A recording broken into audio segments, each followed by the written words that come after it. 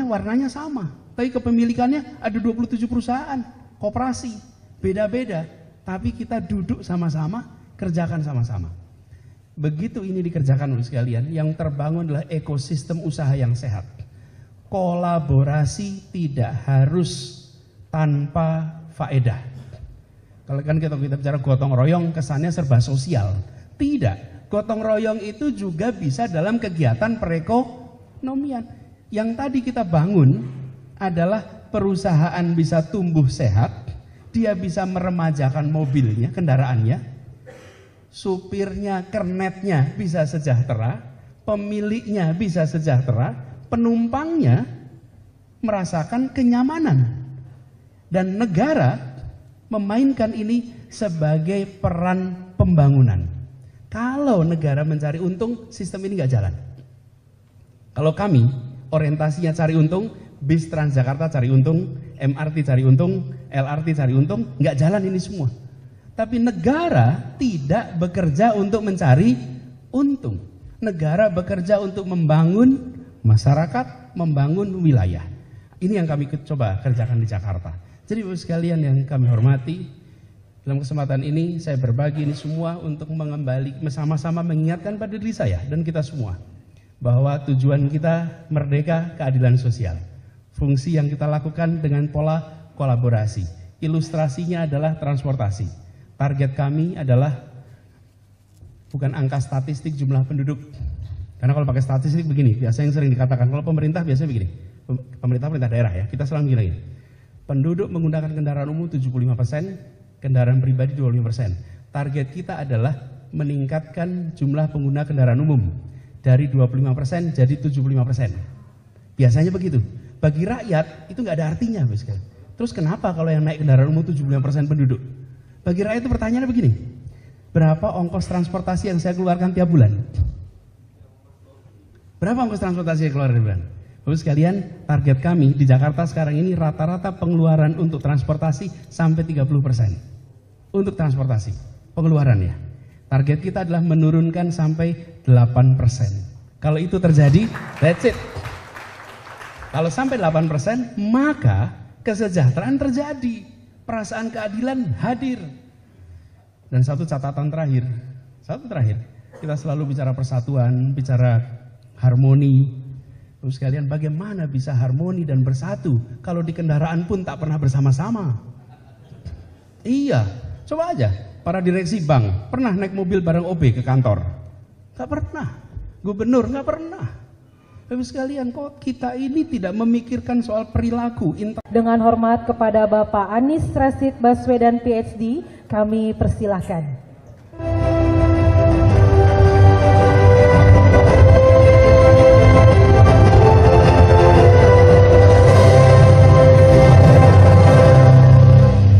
Warahmatullahi wabarakatuh. Tadi dapat kejutan, toto Pak Supriyatno bikin pantun. Jadi saya langsung coret-coret, Pak. Bikin pantun juga boleh kan ini? Boleh. Pak Supriyatno tiba-tiba kasih pantun. Terburu-buru harus bikin balasan. Bersama Asbanda, daerah dibangun demi peningkatan kesejahteraan. Mudah-mudahan lulus, Pak. Ini coret-coretnya baru saja, Pak, ini. Jadi Pak Ibu sekalian saya hormati, selamat datang di Jakarta. Alhamdulillah pagi hari ini berkumpul para direksi, para pimpinan Bank Pembangunan Daerah seluruh Indonesia. Sebuah kehormatan bagi kami di Jakarta untuk menjadi tuan rumah pertemuan penting ini. Mudah-mudahan satu hari ini menjadi hari yang produktif, hari yang membawa pengalaman, pengetahuan bisa ditukarkan satu sama lain sehingga menjadi pembelajaran bagi semuanya. Kami di Jakarta menyambut baik bukan hanya kegiatan ini tapi potensi kolaborasi yang mungkin muncul. Karena menarik, di sini disebutkan bahwa sinergi BUMD. Karena ini yang sebetulnya kita butuh untuk kita kembangkan sama-sama. Bapak Ibu sekalian saya hormati, izinkan dalam kesempatan ini kami menyampaikan yang biasa kami sampaikan pada teman-teman di BUMD. Kalau di BUMD sudah sering dengar, tapi saya sampaikan begini. Pertanyaan sederhana sesungguhnya. BUMD ini bagian dari negara atau bukan? Iya. Namanya aja badan usaha milik daerah. Sesungguhnya bagian negara. Cuman posisinya berada di daerah. Apa tujuan negara ini? Mengapa kita mendirikan negara Republik Indonesia? Tujuan dasar utama yang harus dicapai, mengapa kita memiliki negara sendiri, adalah keadilan sosial bagi seluruh rakyat Indonesia. Itu ultimate objektifnya. Karena sebelum punya negara sendiri, kita merasakan ada ketidakadilan yang luar biasa. Sekolah, hanya tertentu yang bisa sekolah. Kesempatan akses berusaha sebagian. Bahkan naik kendaraan umum pun, kereta api, ada pembatasan. Jalur kereta api, Jawa maupun Sumatera, itu rel kereta tidak mencerminkan distribusi penduduk. Jalur kereta api itu mencerminkan pusat produksi logistik. Kalau ada pertanian perkebunan, di situ akan ada jalur kereta. Kalau ada tambang, di situ ada jalur kereta. Bukan untuk memindahkan penduduk, tapi untuk melakukan ekstraksi atas sumber daya alam.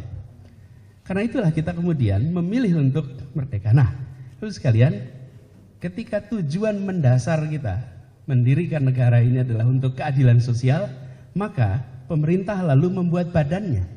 Ada badan yang disebut sebagai, kalau di daerah OPD, satu tangan yang satunya adalah BUMD. Dua-duanya adalah institusi di tangan negara untuk mencapai cita-cita. Tapi kan kita tidak ingin keadilan sosial dalam kemiskinan yang merata. Gitu. Nah iya kan? Kan kita ingin keadilan sosial dalam kesejahteraan yang terus meningkat. Karena itu di dalam ekonomi selalu diistilahkan kita ingin pertumbuhan yang berkualitas. Pertumbuhan berkualitas itu artinya angka pertumbuhannya tinggi, tapi distribusinya juga merata. Semua merasakan peningkatan itu. Karena itulah badan usaha milik daerah punya tanggung jawab moral dan tanggung jawab konstitusional untuk mencapai keadilan itu. Jadi, ketika kita berada di dalam institusi BUMD, maka dua peran itu, satu adalah peran pembangunan, satu peran komersial, kita harus seimbang. Jangan sampai fokus kita terlalu besar pada unsur komersial dan unsur pembangunan menjadi turun. Ini bukan hanya dalam konteks bank, tapi BUMD yang lain. Dan pesan ini saya selalu sampaikan oleh teman-teman di BUMD, jangan lupa bahwa hadirnya di kepemimpinan itu untuk tugas pembangunan.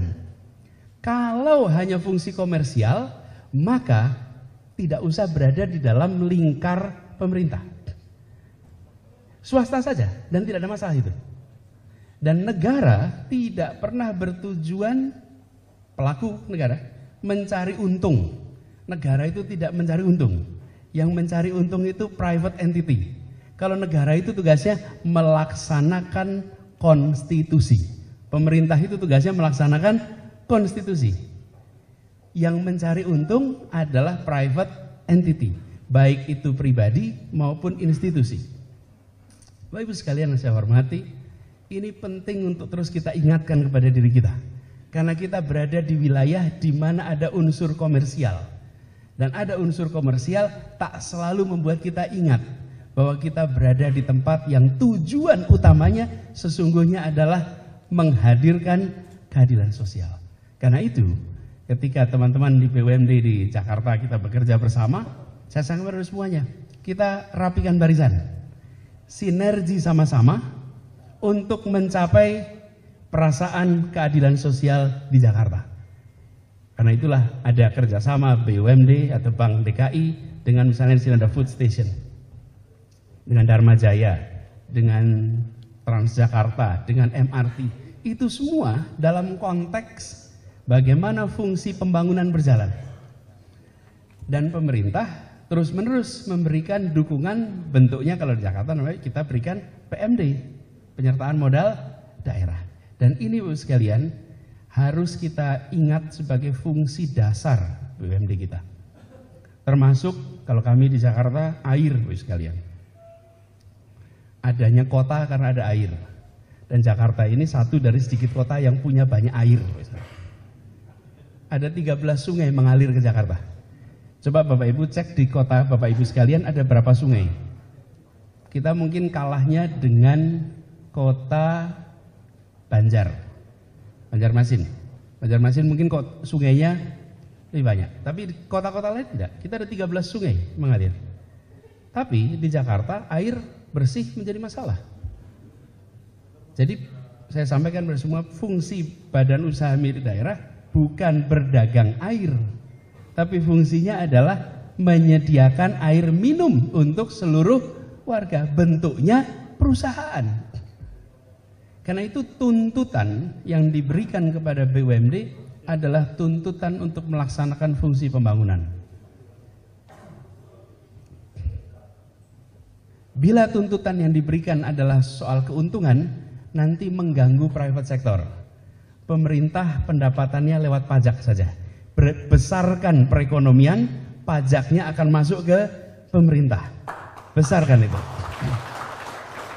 Tapi kalau pemerintah memilih untuk menjadi pelaku pasar dan regulator, maka potensi konflik of interest akan tinggi. Karena kita regulator sekaligus kita pelaku pasar. Jadi regulator besarkan pasarnya, pajaknya masuk ke negara. Disitulah kita mendapatkan. Nah, spirit ini Bapak sekalian yang kami coba jaga di Jakarta dengan kolaborasi semuanya. Dengan tujuan itu, metodenya kolaborasi Bapak sekalian. Izinkan saya Pak Deputi menyampaikan sedikit terkait ini.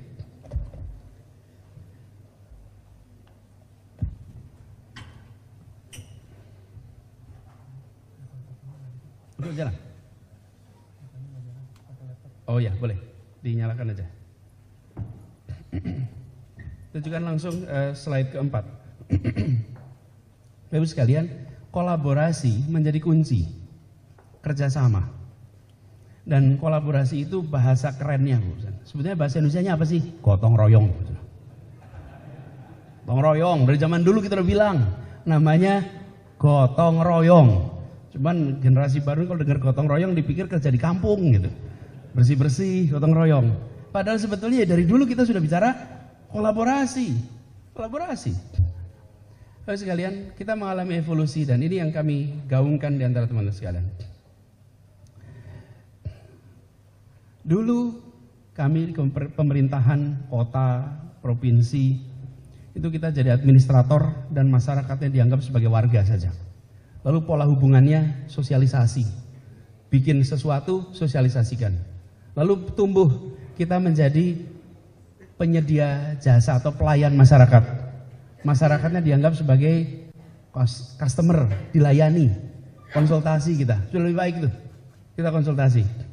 Sesudah itu masyarakatnya empowered, terdidik, naik kelas. Masyarakat bisa menjadi partisipan, negara menjadi fasilitator. Lalu yang sekarang terjadi, masyarakatnya bisa menjadi co-creator dan pemerintahnya jadi kolaborator. Bentuknya kolaborasi. Ini evolusi. Dulu kenapa kita menempatkan warga sebagai residen? Wong belum pada sekolah, belum pada terdidik, ekonominya masih lemah, belum memiliki kemampuan untuk mandiri. Pertumbuhan selama berapa dekade ini membuat transformasi. Jadi sekarang kita bisa kolaborasi dengan masyarakat. Dahulu semua yang dimainkan di publik dikerjakan oleh negara. Sekarang warganya sudah cukup kuat. Justru peran kita membuat itu semua. Makin tumbuh berkembang sehingga kolaborasi makin kuat karena warga, masyarakat sudah menjadi co-creator. Masalah transportasi Bapak sekalian. Dulu disiagakan semua oleh pemerintah. Kalau di Jakarta hampir dulu semua bis disediakan pemerintah. Sekarang bisnya disediakan oleh swasta kerja bersama dengan pemerintah. Bahkan sekarang muncul bentuknya ojek. Ojeknya oleh swasta, bukan oleh negara. Dahulu segalanya serba dari negara. Sekarang kita bentuknya kolaborasi. Nah, saya ingin menggambarkan satu kolaborasi yang dikerjakan bersama-sama dengan Bank Jakarta. Ini contoh satu kolaborasi yang kita lakukan dengan Bank DKI dan transportasi di Jakarta. Apa yang terjadi Bu sekalian? Tidak usah ganti slide, tetap sini dulu aja. Jakarta ini memiliki masalah mobilitas penduduk. Karena jumlah penduduknya banyak. Di dalam kota kita itu 10,6 juta orang di dalam kota Jakarta. Dengan tetangga semuanya, kalau di total itu antara 27 sampai 30 juta. Jadi mobilitas amat tinggi. Efeknya kemacetan cukup tinggi. Kenapa kemacetan tinggi? Karena penduduknya menggunakan kendaraan pribadi. Pembangunan kita selama ini car oriented development. Sekarang kita lagi geser menjadi transit oriented development, pakai kendaraan umum. Tapi kendaraan umum kita terpisah satu sama lain.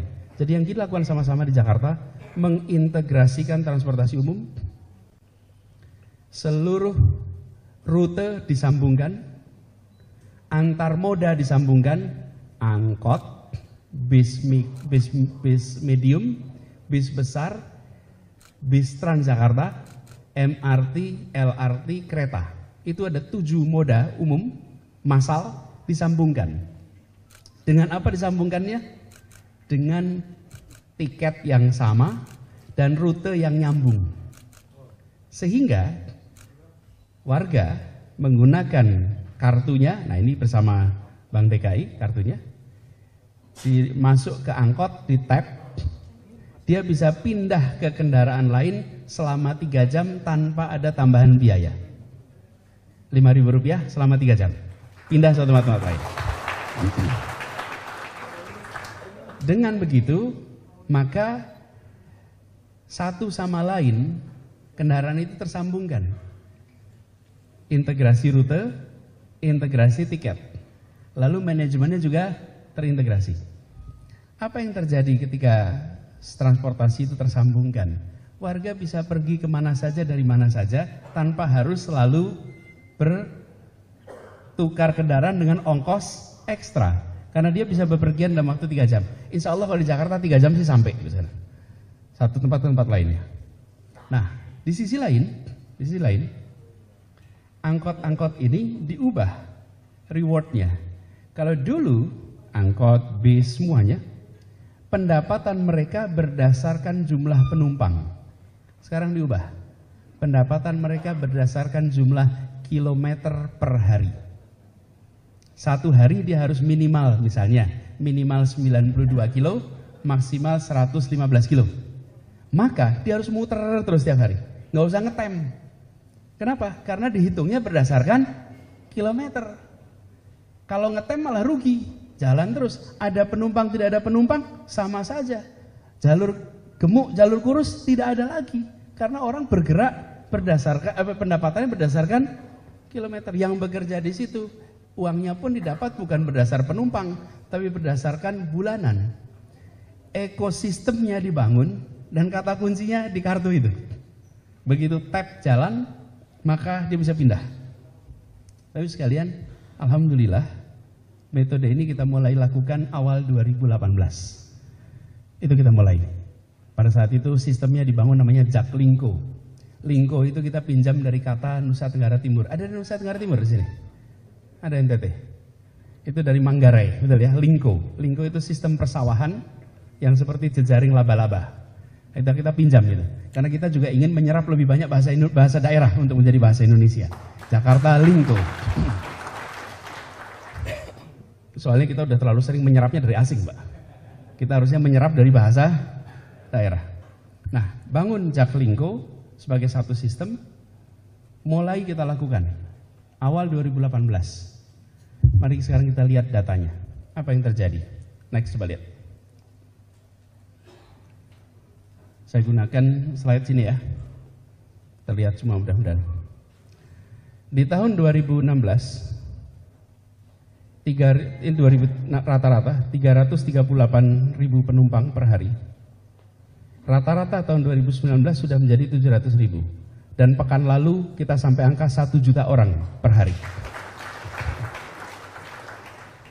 Tapi sekalian, saya sampaikan semua. Kalau ini jumlah rute tambah, jumlah yang terintegrasi tambah, di operasi bisnya dari 1.500 menjadi 3.400. Bahkan kalau lihat angka-angka ini menggambarkan bahwa mengalami ekspansi. Apakah DKI membeli bis baru? Tidak. DKI nggak beli bis baru. Apa yang terjadi? DKI mengundang semua operator, mari kita bekerja dalam satu sistem yang sama. Yang namanya Metro Mini, yang namanya KWK, yang namanya Kopaja. Yuk kita bekerja dalam sistem yang sama. Kolaborasi. Ini platformnya Bank DKI ini yang menyiapkannya. Dan karena mereka terikat kontrak dengan kita, bisnya baru-baru. Sudah tidak ada lagi bis usia lebih dari 10 tahun di Jakarta hari ini. Nggak ada. Kenapa? Karena mereka bisa dapat kontrak, dengan dapat kontrak itu mereka bisa dapat kredit dari Bank DKI. Sehingga bisnya bisa dirawat dengan benar. Dulu itu remnya ditambah doa Bapak Ibu. Ya. Ngerem sambil berdoa. Kenapa? Lah karena kampasnya jarang diganti. Masalah besar. Kenapa kampas ganti-ganti? Karena mereka mendasarkan pendapatannya berdasarkan jumlah penumpang, rebutan di jalan, balapan. Sering tidak lihat angkot pepet-pepetan? Iya, menambah pahala bagi supir-supirnya. Kan didoain semua kan? Mudah-mudahan selamat. Bapak sekalian, apa yang terjadi? Kembalikan slide-nya aja. Kembalikan slide tadi. Jangan hilang dulu. Kalau video bisa dilihat dari mata sendiri. Anda tunjukkan slide-nya. Ini Bapak sekalian, yang saya hormati. Kalau pertambahan bis itu menunjukkan kita punya dana. Nothing new, not interesting. Cuma punya uang ya tambah bis bisa. Selama punya anggaran bisa. Tapi yang terpenting di sini bukan itu. Yang terpenting adalah apakah penduduk Jakarta mau pindah dari kendaraan pribadi ke kendaraan umum. Buktinya angka di sini. Dari 336 menjadi 1 juta orang mau pindah per hari menggunakan kendaraan umum. Kalau mereka pindah artinya mereka merasakan manfaat dari menggunakan kendaraan umum. Kota modern ya pakai kendaraan umum. Di seluruh Bapak Ibu sekalian datang ke tempat-tempat kota-kota besar dunia modern, pasti basisnya kendaraan umum. Ini yang sekarang kita lakukan. Jadi Bapak sekalian, ini tidak bisa terjadi jika tidak ada kolaborasi. Siapa yang kolaborasi? Pengelola bis, Transjakarta, biasa disebut busway, pengelola angkutan mikro, itu. Lalu siapa yang menjadi integratornya itu? Perbankan, Bank DKI yang menjadi integratornya. Dia yang menyatukan. Lalu satu lagi nih. Nanti sebentar lagi kita akan masuk dengan kereta api. Alhamdulillah kereta api sekarang stasiun-stasiun dan kereta api komuter dipindahkan dari pemerintah pusat ke DKI sekarang pengelolaannya. Ini terjadi kenapa? Karena Presiden Pak Jokowi pernah jadi gubernur di Jakarta. Jadi beliau tahu persis bahwa tidak mungkin bisa mengelola transportasi bila pengelolaannya terpisah-pisah. Pengelolaannya harus terintegrasi. Yang mengelola tata ruang adalah yang mengelola tata transportasi. Itu sederhana sekali. Kalau tidak, rencana tata ruang dan rencana transportasi nggak nyambung. Kalau nggak nyambung, nggak ada yang naik kendaraan umum. Ini sekalian kita lakukan, alhamdulillah. Tadi angkanya sudah muncul. Apa yang terjadi sekalian? Jakarta, kota tahun 2017, kota termacet di dunia nomor 4. 2019 turun jadi nomor 7. Tahun ini menjadi nomor 10. Target kita keluar dari 10 besar. Ya. Jadi sekarang kita udah turun dari paling macet nomor 4 jadi paling macet nomor 7. Saya tuh merasa gemes juga, kenapa nggak nomor 11 sekalian gitu loh. Sekarang 10. Mudah-mudahan tahun depan bisa turun lagi. Ketika itu terjadi sekalian, maka makin banyak lagi yang mau pindah ke kendaraan umum. Dan alhamdulillah Kami di tahun 2020 ini masuk dalam 1 dari 3 kota di dunia yang mendapatkan Sustainable Transport Award. Nah, kalau Bapak Ibu lihat sosmed nggak akan ada ini semua sekarang. Nggak ketemu di situ. Ya, nggak akan ketemu kalau di sosmed. Tapi inilah yang dirasakan warga Jakarta. Karena itu saya sering sampaikan, yang dibicarakan dengan yang dipercakapkan dengan yang dirasakan belum itu sama. Kami fokus pada yang dirasakan warga, yang dirasakan sebagai pengalaman perubahan bagi warga. Saya sampaikan ini semua, sekalian bukan soal bercerita tentang improvement Jakartanya. Saya ingin sampaikan bahwa ketika mau duduk sama-sama, setara, dan negara tidak sok tahu. Karena pemerintah itu kecenderungannya kami paling tahu semua. Anda duduk diam, nggak bisa, won't work. Kembali ke slide sebelumnya. Tempatkan warga sebagai co-creator, sebagai orang yang bisa membuat juga. Jadi mereka adalah partner. Itu seluruh angkutan umum yang sekarang brandnya sama, tapi belakangnya operatornya ada 27 operator. Tapi di depannya warnanya sama, tapi kepemilikannya ada 27 perusahaan, koperasi, beda-beda. Tapi kita duduk sama-sama, kerjakan sama-sama. Begitu ini dikerjakan oleh sekalian, yang terbangun adalah ekosistem usaha yang sehat. Kolaborasi tidak harus tanpa faedah. Kalau kan kita bicara gotong royong, kesannya serba sosial. Tidak, gotong royong itu juga bisa dalam kegiatan perekonomian. Yang tadi kita bangun adalah perusahaan bisa tumbuh sehat, dia bisa meremajakan mobilnya, kendaraannya, supirnya, kernetnya bisa sejahtera, pemiliknya bisa sejahtera, penumpangnya merasakan kenyamanan, dan negara memainkan ini sebagai peran pembangunan. Kalau negara mencari untung, sistem ini nggak jalan. Kalau kami orientasinya cari untung, bis Transjakarta cari untung, MRT cari untung, LRT cari untung, nggak jalan ini semua. Tapi negara tidak bekerja untuk mencari untung. Negara bekerja untuk membangun masyarakat, membangun wilayah. Ini yang kami coba kerjakan di Jakarta. Jadi Bapak sekalian yang kami hormati, dalam kesempatan ini saya berbagi ini semua untuk mengembali, sama-sama mengingatkan pada diri saya dan kita semua bahwa tujuan kita merdeka, keadilan sosial. Fungsi yang kita lakukan dengan pola kolaborasi. Ilustrasinya adalah transportasi. Target kami adalah bukan angka statistik jumlah penduduk. Karena kalau pakai statistik begini, biasa yang sering dikatakan, kalau pemerintah biasanya begini, pemerintah daerah ya, kita selalu bilang ini. Penduduk menggunakan kendaraan umum 75%, kendaraan pribadi 25%. Target kita adalah meningkatkan jumlah pengguna kendaraan umum dari 25% jadi 75%. Biasanya begitu. Bagi rakyat itu nggak ada artinya, misalkan. Terus kenapa kalau yang naik kendaraan umum 75% penduduk? Bagi rakyat itu pertanyaannya begini, berapa ongkos transportasi yang saya keluarkan tiap bulan? Berapa ongkos transportasi yang keluar tiap bulan? Bapak sekalian, target kami di Jakarta sekarang ini rata-rata pengeluaran untuk transportasi sampai 30%. Untuk transportasi, pengeluarannya. Target kita adalah menurunkan sampai 8%. Kalau itu terjadi, that's it. Kalau sampai 8%, maka kesejahteraan terjadi. Perasaan keadilan hadir. Dan satu catatan terakhir, kita selalu bicara persatuan, bicara harmoni. Terus sekalian, bagaimana bisa harmoni dan bersatu kalau di kendaraan pun tak pernah bersama-sama? Iya, coba aja para direksi bank pernah naik mobil bareng OB ke kantor? Gak pernah. Gubernur gak pernah. Bapak sekalian, kok kita ini tidak memikirkan soal perilaku, interaksi? Negara tidak merancang. Kalau negara tidak merancang, jangan harap pada persatuan. Jutaan orang ke kantor di Jakarta sendiri-sendiri, Bapak Ibu.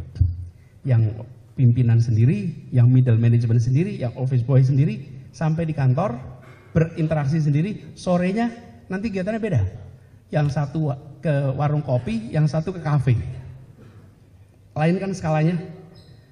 Kalau Bapak Ibu datang ke sekitar Bundaran Indonesia, di situ ada Grand Indonesia, di samping ada Tamrin City. Pasti yang ke Tamrin City tidak ke Grand Indonesia. Sebaliknya, yang ke Grand Indonesia juga tidak ke Tamrin City. Apa yang terjadi dengan pakai transportasi umum? Kalau pakai transportasi umum sekalian, presiden, menteri, CEO, gubernur, wali kota, naik kendaraan umum, berdirinya sama, duduknya sama. Kedudukan tidak menentukan posisi tempat duduk. Sama sekali tidak ada. Kita sering menganggap enteng, oh nggak penting. Tidak, itu penting sekali. Datanglah ke airport, tanpa kita sadari ada stratifikasi di situ. Tanpa kita sadari Bapak sekalian. Cuman karena kita udah terbiasa, we take it for granted. Udah nggak kita anggap sebagai sesuatu yang masalah. Sesungguhnya problem. Kalau sebuah kota tidak secara serius memikirkan persatuan, ya jangan harap ada persatuan. Karena kita membiarkan ada kotak-kotak berdasarkan sosial ekonomi. Angkutan umum massal itu adalah alat untuk membangun perasaan kesetaraan di seluruh warganya. Itu yang kita kerjakan sekarang. Dan alhamdulillah sekarang sekalian sudah banyak pimpinan-pimpinan perusahaan di Jakarta yang berangkat kantor naik bis, berangkat pulang kantor naik bis, dan angkotnya alhamdulillah sekarang sudah bermunculan angkot pakai AC. Silakan nanti coba angkot pakai AC. Apa yang terjadi? Rasa nyaman itu muncul. Nah, daripada naik ojek, naik angkot itu sambil jalan, sambil bisa kerja, sambil bisa komunikasi, tanpa harus menggunakan kendaraan pribadi. Jadi poin terakhir adalah persatuan itu muncul. Cita-citanya keadilan sosial, caranya kolaborasi, bentuknya bisa bentuk kegiatan perekonomian menggunakan basis pasar, ujungnya adalah keadilan, kesejahteraan, persatuan. Karena saya percaya yang disebut sebagai rasa damai itu tidak ditandai dengan tiadanya konflik. Damai itu ditandai dengan adanya rasa keadilan.